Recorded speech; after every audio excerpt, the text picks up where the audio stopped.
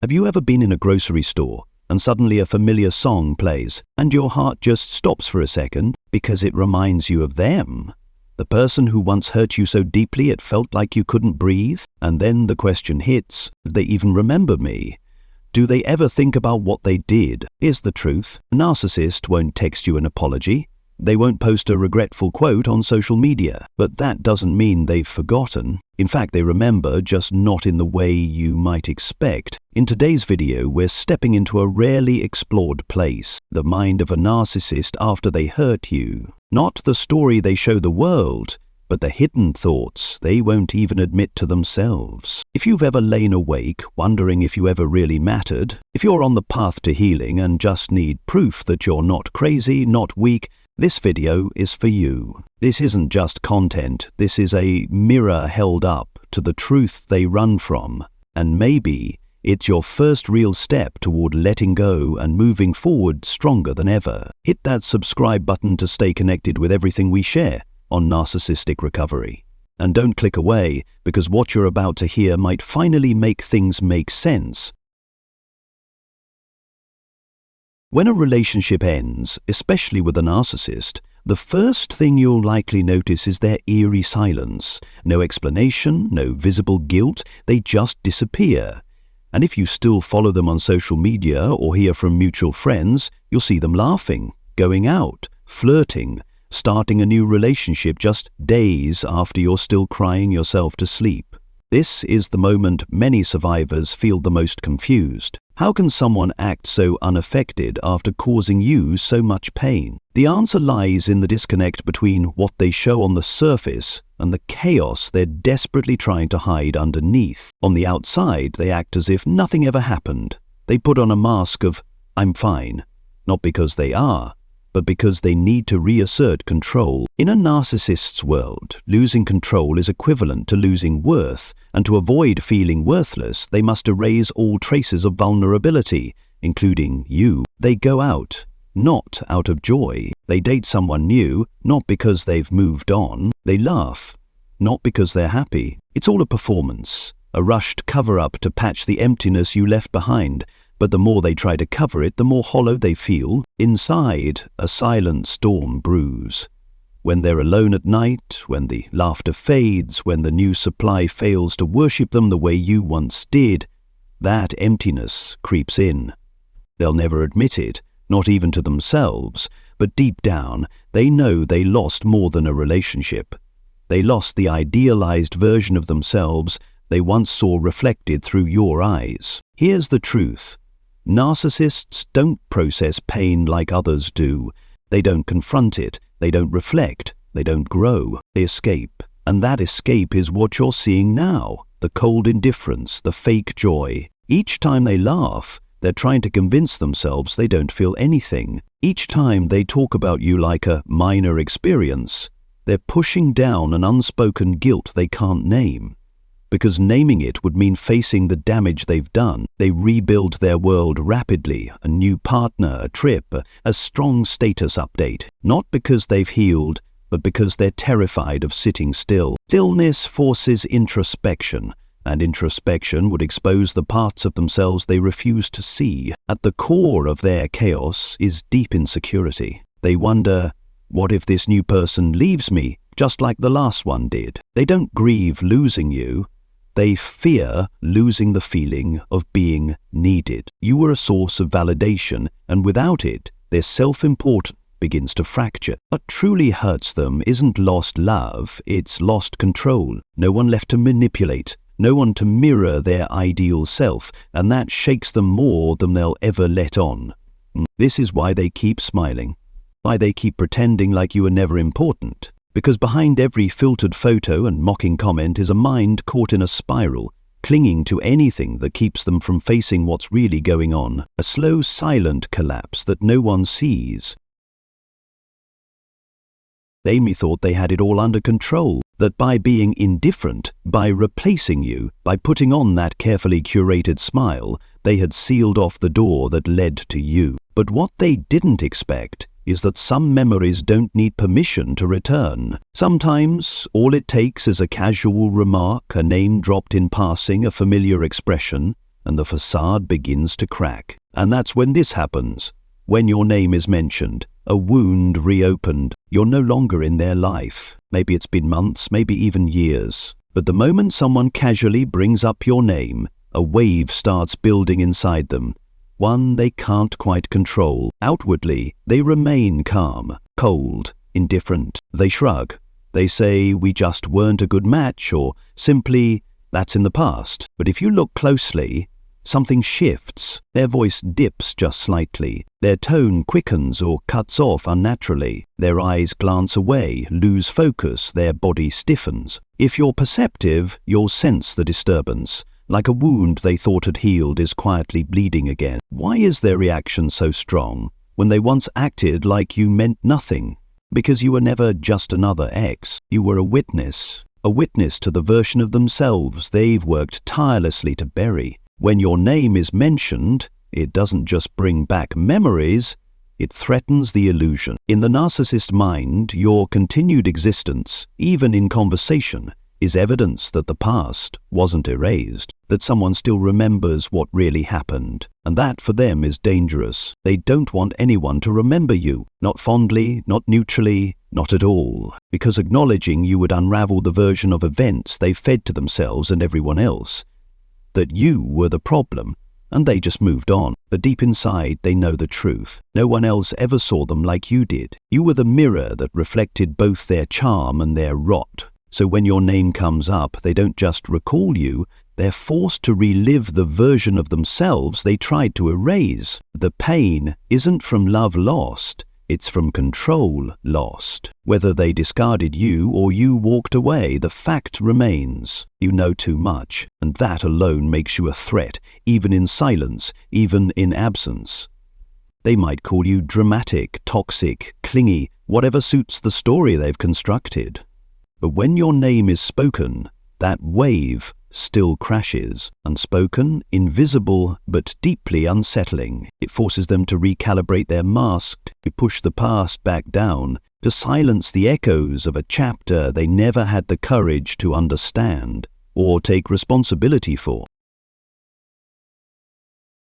When your name alone is enough to shake them, a psychological defense mechanism kicks in. Instinctively, they begin scrambling, not to face the truth, but to twist it. And that's when the most dangerous game begins, rewriting the narrative. Narcissists don't live in truth. They live in a reality they construct, where they're always the victim, always right, always misunderstood, and never wrong. From the moment you leave, or worse, confront them, they don't ask, "What did I do wrong?" Instead, a subconscious switch flips. They have to turn you into the villain.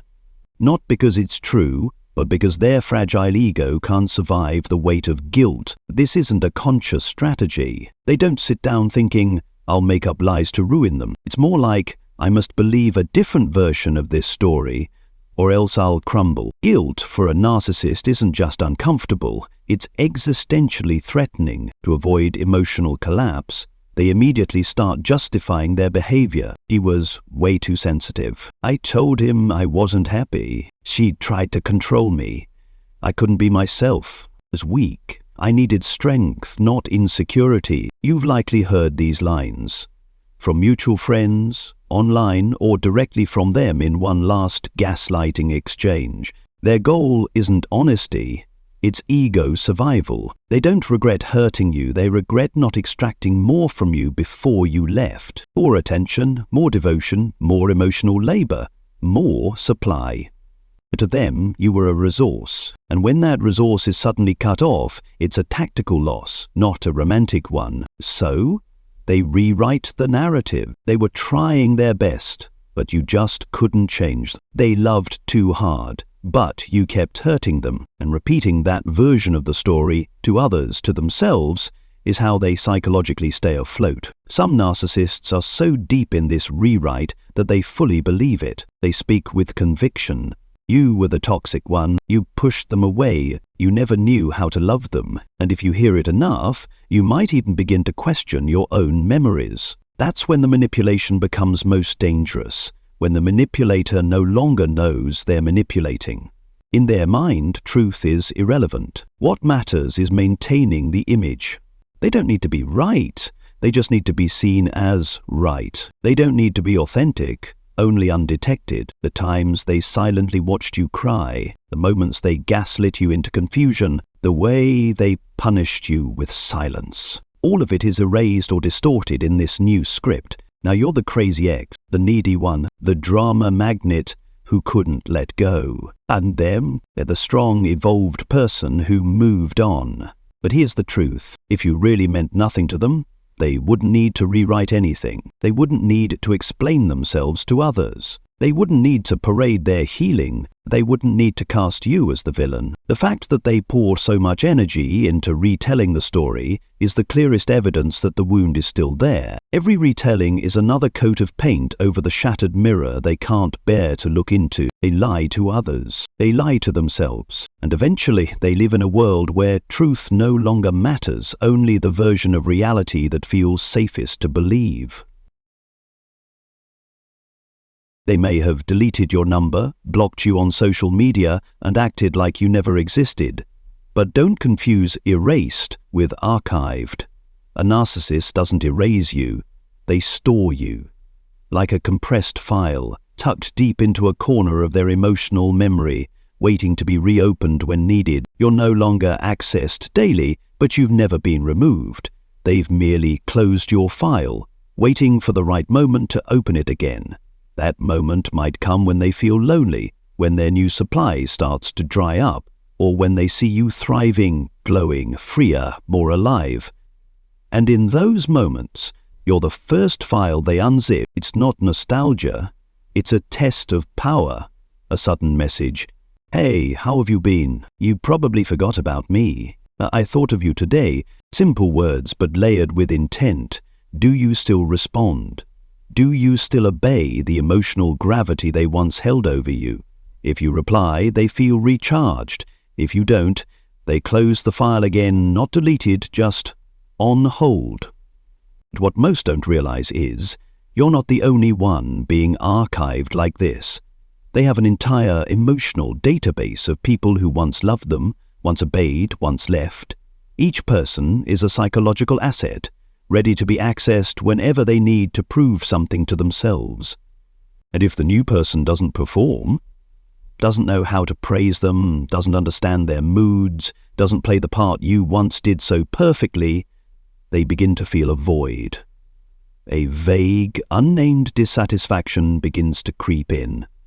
It's not that they love you, but they miss the efficiency with which you once managed their emotional script. The new person might be more attractive, more successful, even more cheerful, but they're not yet trained. They don't know when to flatter, when to fall silent, when to yield. And that inefficiency irritates the narcissist. But they'll never admit it, because to admit you were better is to admit they lost something of value. Instead, they become more volatile with the new supply, more critical, more impatient. Their frustrations surface through nitpicks and mood swings, not because of what's happening, but because of the shadow you left behind. From here, a strange loop begins. They constantly compare, but they deny it. They remember you, but not as a person, as a function that once worked perfectly. They miss not your soul, but the reflection you once held up for them. So they continue to activate you in subtle ways. A random message, a late-night story view, a quiet check-in on your profile. These are the stealth visits, the moments when you're unknowingly being accessed like emotional backup power. And the disturbing part? They don't think there's anything wrong with it. They believe you will always belong to their private archive, available, organized, and retrievable. They don't need you to come back. They just need to know they could still reach you.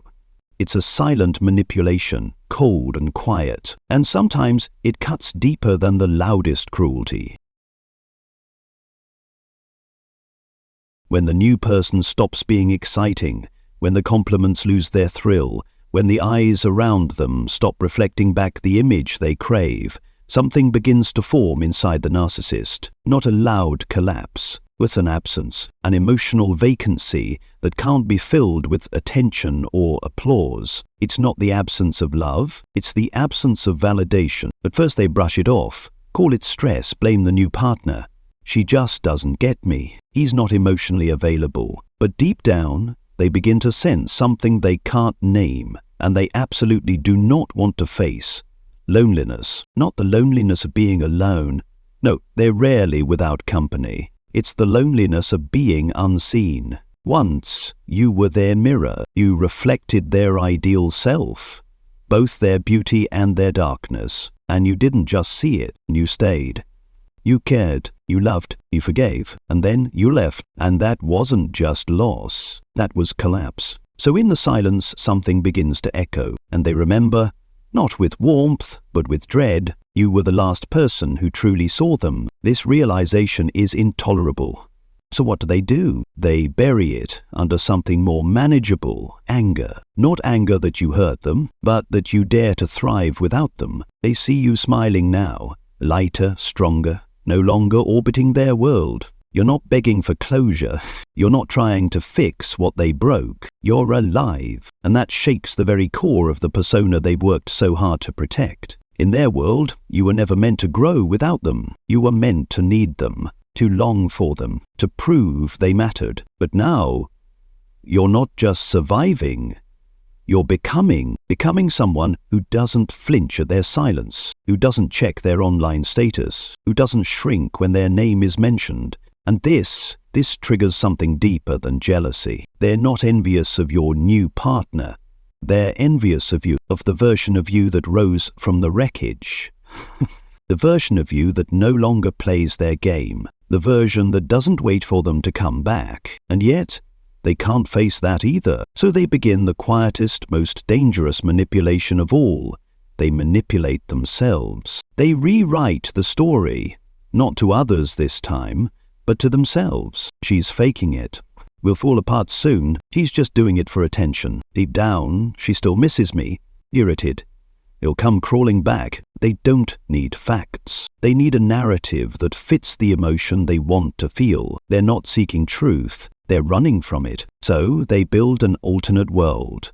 A reality where they were the misunderstood hero. Where they loved too deeply, where they were abandoned by someone who was too broken to receive that love. And in that reality, they sleep better. They can look in the mirror and not see shame. But with every lie they whisper to themselves, they drift further from anything real. They might think they've won. They might even convince others they've healed. But in truth, they've lost a battle no one sees, a war against their own reflection. They may never apologize, never admit the pain they caused, and certainly never retell the story the way it actually happened. But that doesn't mean they aren't haunted. The truth is, behind every cold exterior, every replacement relationship, every rewritten narrative, they still can't outrun themselves. They carry you not as a sweet memory, but as living proof of everything they refuse to confront. You are the wind they could never control, the mirror they couldn't shatter. The door they slammed shut, only to find that what lay behind it was a silence they could never fill. And no matter what they say, how they spin it, or how they live, in the quietest hours, when the world is still, you come back to them, not as an ex, but as a witness, a reminder that once they were truly seen, truly loved, and that they lost it forever.